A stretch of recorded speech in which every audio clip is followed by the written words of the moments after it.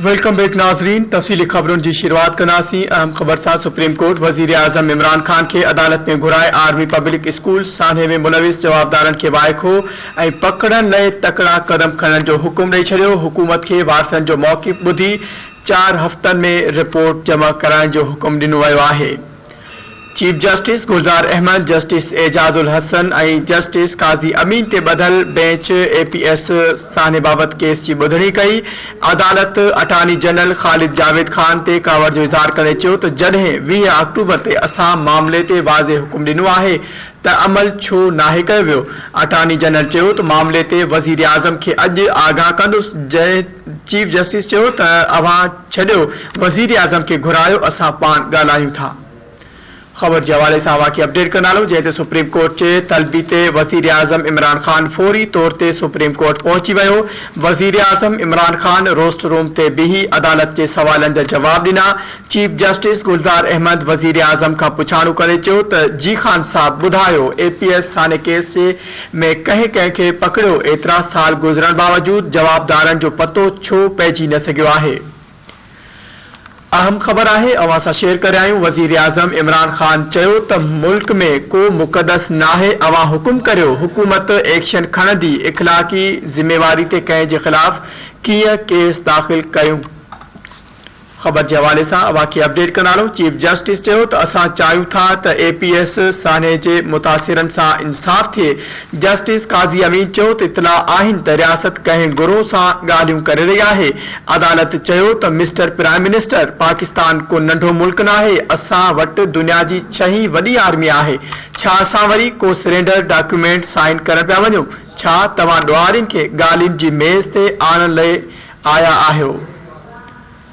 वजीर आजम इमरान खान चयो त APS साने जे मुतासिरन सां इंसाफ थींदो, पर उन्हनि 80,000 शहीदन जे वारसन सां भी इंसाफ थियण घुर्जे जेकी दहशतगर्दी खिलाफ जंग में पंहिंजूं जानियूं कुर्बान करे चुका आहिनि। अहम खबर के हवाले से अवां खे हिकु भेरो ॿीहर अपडेट करानो। सुप्रीम कोर्ट वजीर आजम इमरान खान के अदालत में घुराए आर्मी पब्लिक स्कूल साने में मुलविस जवाबदारन के वाइको करण ऐं पकड़न लाइ तकड़ा कदम खणण जो हुकुम ॾेई छॾियो आहे। हुकूमत के वारसन जो मौक़िफ़ ॿुधी 4 हफ़्तन में रिपोर्ट जमा कराइण जो पिणु हुकुम ॾिनो वियो आहे।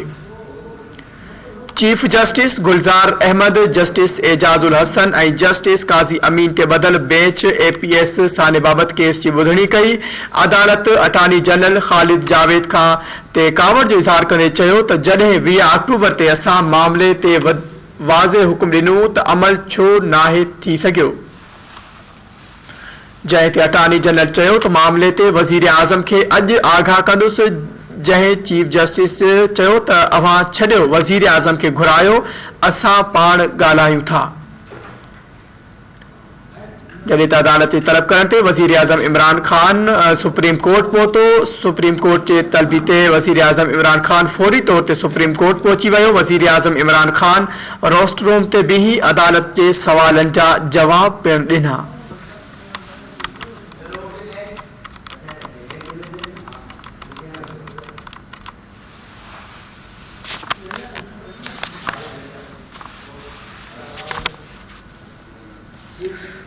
वफाकी वजीर फवाद चौधरी और शेख रशीद अहमद चयो आहे त सुप्रीम कोर्ट में पेश थी वजीर आजम साबित कयो त हू अदालत जो एहतराम कनि था। सुप्रीम कोर्ट में वजीर आजम इमरान खान की पेशी बैद मीडिया से ॻाल्हाईंदे वफाकी वजीर फवाद चौधरी और शेख रशीद अहमद चयो त ॿारनि जी शहादत ते पूरी क़ौम ॾुखारी आहे।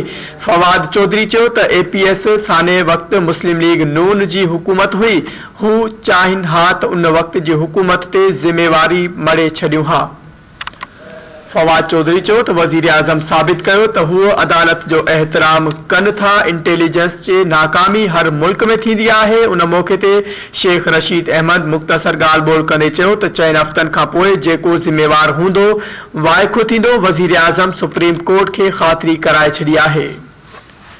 घरू वजीर शेख रशीद अहमद जो वधीक चवण हो त खतरे जी का ॻाल्हि नाहे। इमरान खान पंहिंजो मुद्दो पूरो कंदो। नवाज शरीफ अचण चाहे त खेसि 24 कलाकन में पासपोर्ट ॾियण लाइ तयार आहियूं।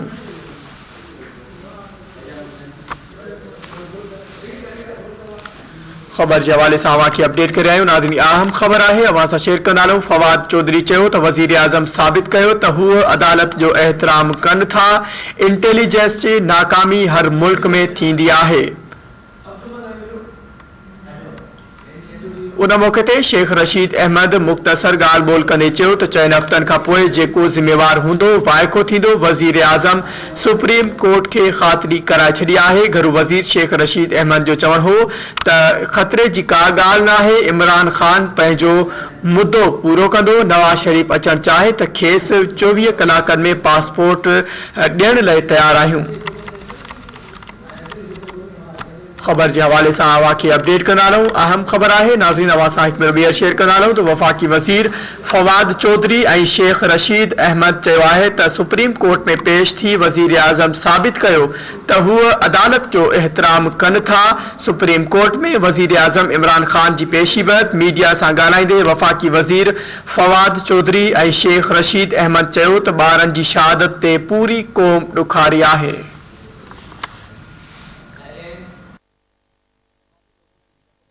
सुप्रीम कोर्ट में पहुंचे और अदालत के हुक्म के ऊपर की तामील की।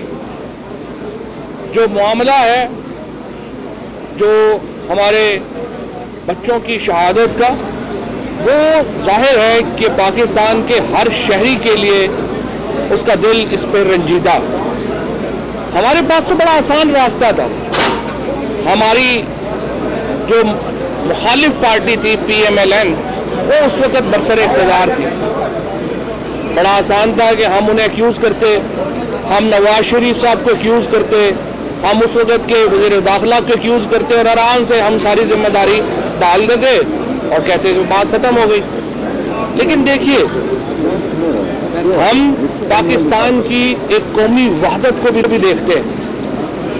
हमने यहाँ पर इस बात को भी देखना है कि ये जो लड़ाई है ये ज़ातों से बढ़कर, तो जिस तरह से आज अटॉर्नी जनरल ने वहाँ पे किया, एक रास्ता तो ये था कि हम उस वक्त कहते कि नहीं नवाज शरीफ इस्तीफा दें, आर्मी चीफ इस्तीफा से पुश, और उन्होंने एक तवील बातचीत के बाद नेशनल एक्शन प्लान बनाया।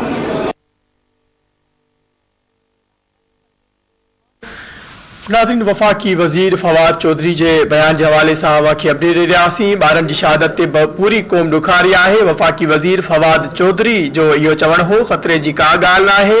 इमरान ख़ान पंहिंजो मुद्दो पूरो कंदो। 4 हफ़्तनि खां पोइ जेको ज़िम्मेवार हूंदो वाइको थींदो। शेख रशीद अहमद ऐं इतलात वारो वफ़ाक़ी वज़ीर फवाद चौधरी वज़ीर आज़म इमरान ख़ान जी सुप्रीम कोर्ट में पेशी बैदि अदालत सां ॻाल्हाइण दौरान हुननि जो इहो बयान हो, जॾहिं त साफ़िन जे पुछल सवालनि जा जवाब भी हुननि ॾिना हुआ, जंहिं दौरान हुननि जो अहिड़ो चवणो हो त ख़तरे जी का ॻाल्हि न आहे।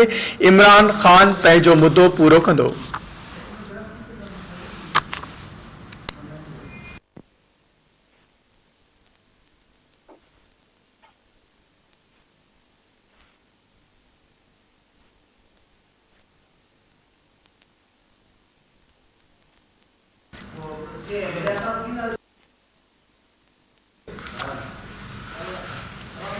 नाज़रीन, वज़ीर आज़म अज सुप्रीम कोर्ट जी तलबी ते पेश थियो। इन समूरी सूरत हाल ते असां सां टेलीफोन लाइन ते मौजूद आहिनि सीनियर तजिया निगार आहिनि एजाज़ महर साहब, जिन सां असां राब्तो कयो आहे त उन्हनि खां उन्हनि जा व्यूज़ वठी सघूं। एजाज़ महर साहब, अस्सलाम वालेकुम।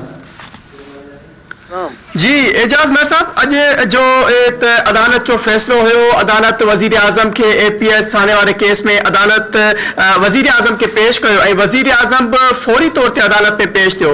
इन समूरी सूरत हाल के तव्हां कीअं परिसो? ॾिसो, केस त इलाही पुराणो आहे, जेको हले पियो सुप्रीम कोर्ट में काफ़ी अरसे खां वठी, ऐं चीफ जस्टिस साहब जी बेंच जेको आहे त उहो केस ॿुधो, ऐं ज़ाहिर आहे त चीफ जस्टिस साहब नेक्स्ट ईयर फरवरी में रिटायर पिया कनि, त उन खां अॻु में जेके बि केस पेंडिंग हुया उन्हनि खे उकलाइण जी उन्हनि जी कोशिश ऐं ख़्वाहिश हूंदी। त अॻु में बि इहो केस थियो, अटॉर्नी जनरल खां तलब कई वई राय जेका उन्हनि जमो कोन कराई हुई, नई वरी वज़ीर आज़म खे कन्वे कयो हुयो।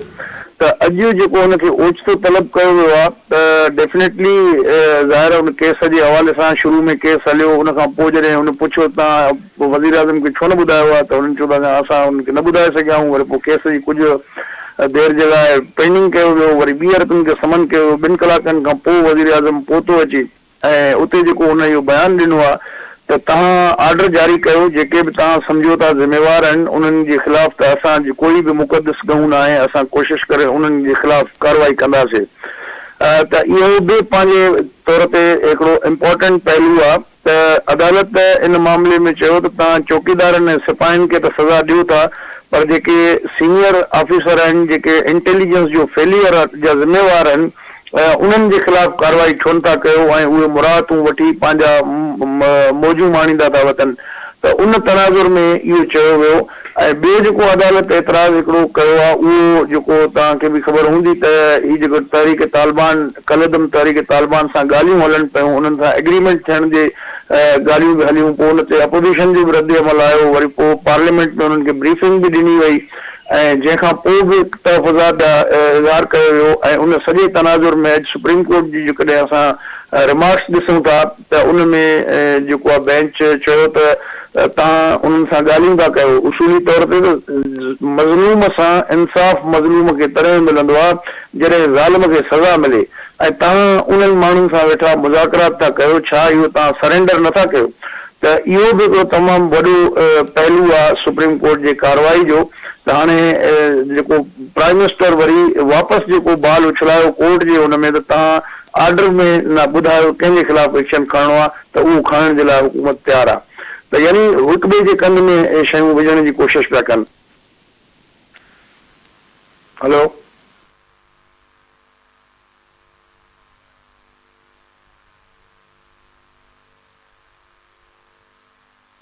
एजाज मेहर साहब, जो चीफ जस्टिस जा ये रिमार्क्स हुआ त दुआरिन सां ॻाल्हियुनि लाइ जेको आहे उहो मेज़ ते मतिलबु आणण जी ॻाल्हि करे रहिया आहियो ऐं दहशतगर्द तंज़ीम जेका आहे माना उन्हनि सां ठाह जी ॻाल्हि करे रहिया आहियो, त इन हवाले सां छा चवणु चाहींदो तव्हां? ॾिसो, ज़ाहिर आहे त उहो जॾहिं रियासत पंहिंजी रिट सरेंडर कंदी, माना इहो हिकिड़ो पैगाम आम तौर ते इहो ई वेंदो त रियासत खां हू वधीक ताक़तवर आहिनि, शायदि तॾहिं त तव्हां उन्हनि सां मुआदा कंदा वरितो।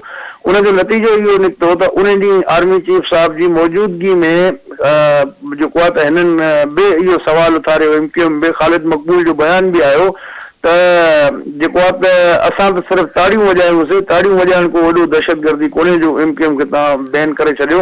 ऐं मथां सिपाही साहिबा जो बि इहो आयो आहे त जेकॾहिं लबेक वटि जेतिरा माण्हू असां वटि बि आहिनि ऐं असां बि ईअं रोडनि ते निकिरी ईंदासीं, असां ते पाबंदी ख़तमु कयो।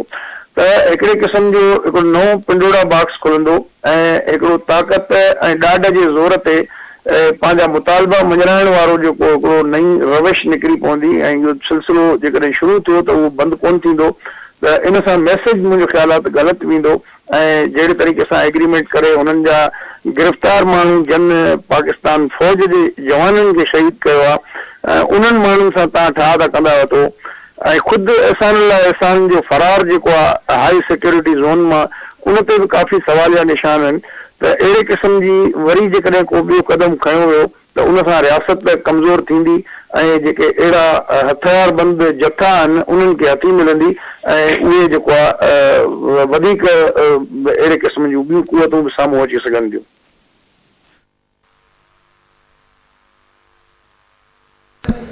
एजाज मेहर साहब, वज़ीर आज़म इमरान ख़ान चीफ जस्टिस सां मुखातिब चयो त जेके APS जा जेके साणे जा जेके मुतासिर आहिनि उन्हनि सां इंसाफ़ थींदो, पर उन्हनि सां गॾु 80,000 शहीद जेके आहिनि शहीदनि जे वारसनि सां बि इंसाफ़ थियणु घुरिजे। त इन सूरत हाल ते तव्हां छा चवणु चाहींदो?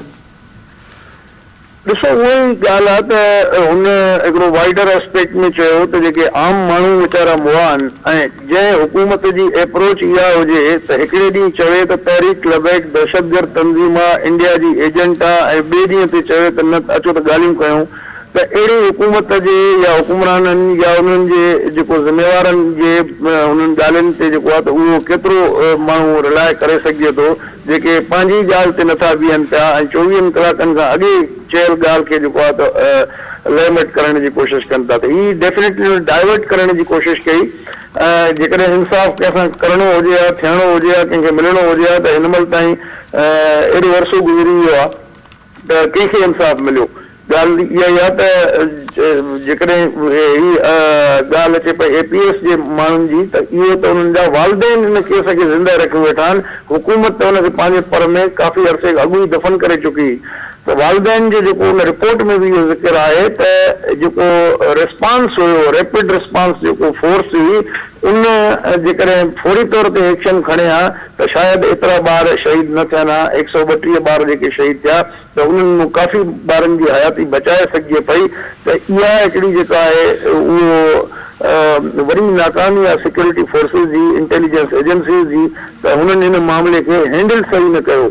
त जेका जुडिशियल इंक्वायरी आहे उन में जेके उहो बि अजीब ग़रीब आहे, उन में बि इन्हनि शयुनि कोताहियुनि जो ज़िक्र त कयो वियो आहे, पर कंहिं बि हिकिड़े ज़िम्मेवार जी निशानदेही करे उन जे ख़िलाफ़ एक्शन सजेस्ट जेको आहे उहो नाहे कयो वियो। त हर माण्हू जेको आहे पंहिंजे कंध मां हिकिड़ी ॻाल्हि कढी ॿिए जे इदारे जे मथां रखणु थो चाहे।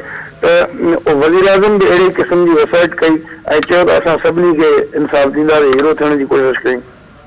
अच्छा, एजाज मर साहब, वजीर आज़म इमरान खान के अॼु इहो ओचितो तलब कयो वियो। इन खां अॻु में बि वजीर आज़म इमरान खान जॾहिं इहे समूरा मामलात हलिया त वजीर आज़म इमरान खान दहशतगर्द तंज़ीमनि सां मतिलबु ठाह करण जी त ॻाल्हि कई हुई कि इहे माना पंहिंजा हथियार फिटा कंदा ऐं हू जेको माना जेके जंगी फसाद जेके उन्हनि खां ख़तमु कंदा। त इहो समूरी सूरत हाल अॻु में बि इन ते तनक़ीद थी हुई, अपोज़िशन बि इन ते तनक़ीद कई हुई ऐं अॼु वरी इहो सुप्रीम कोर्ट बि इन साॻी ॻाल्हि जो ज़िक्र जेको छेड़ो। छा था सम्झो वज़ीर आज़म जो अॼु पेश थियण ऐं चीफ जस्टिस जा एतिरा रिमार्क्स ऐं वज़ीर आज़म पंहिंजी पूरी टीम सां गॾु अदालत में पेश थियण खां पोइ छा था सम्झो जेके APS जा जेके आहिनि, जेके दहशतगर्द तंज़ीमूं जेके हुयूं इन्हनि में मुलविस, इन जे हवाले सां का नऊं मतिलबु कुझु जवाबदार वग़ैरह गिरफ़्तार या नई कार्रवाई थी सघे थी, या सिर्फ़ु इहो हिकिड़ो अदालत जी हिकिड़ो झलकी हुई, हिकिड़ो मतिलबु मीडिया ट्रायल हुयो?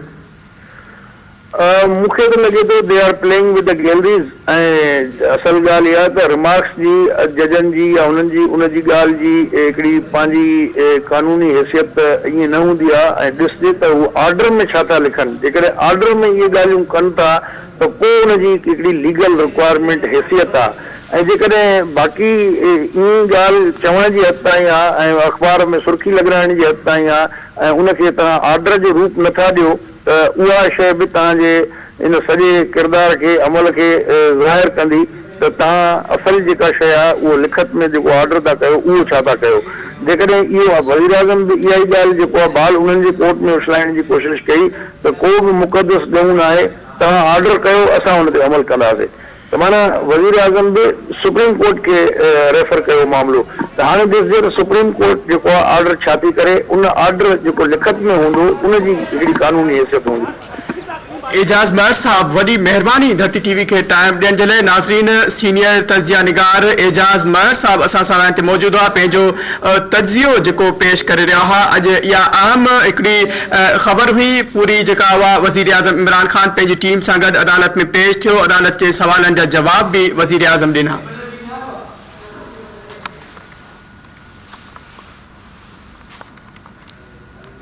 जंहिं ते वफ़ाक़ी वज़ीरनि चयो त इंटेलिजेंस जी नाकामी हर मुल्क में थींदी आहे, ॿारनि जी शहादत ते पूरी क़ौम ॾुखारी आहे। APS थाने जे शहीदनि जे ॾुख वारी घड़ी में उन्हनि सां शरीक आहियूं।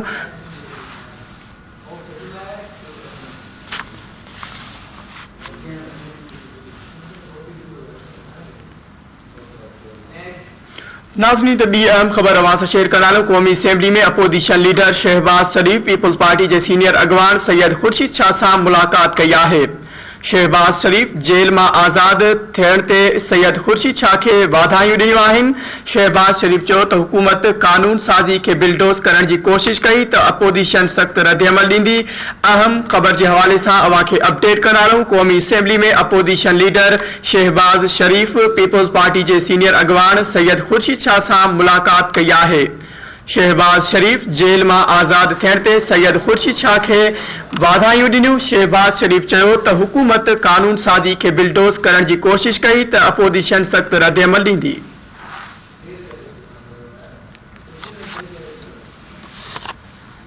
अहम ख़बर जे हवाले सां अवां खे अपडेट करे आहियूं। नाज़रीन, अहम ख़बर आहे अवां सां शेयर करे आहियूं। क़ौमी असेंबली में अपोज़िशन अॻवान शहबाज शरीफ़ खुर्शीद शाह सां मुलाक़ात कई आहे। ख़बर जे हवाले सां नाज़रीन अवां खे अपडेट करे आहियूं। इहा अहम ख़बर आहे।